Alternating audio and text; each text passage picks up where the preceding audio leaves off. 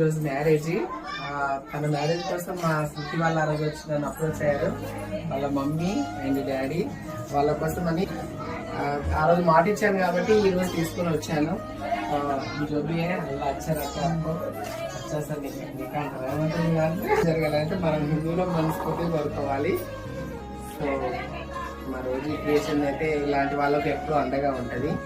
So మాకు దీనికి తోడుగా మా శృతి ఆ రోజు వాళ్ళ కోసం అని చెప్పేసి వచ్చి చెప్పింది.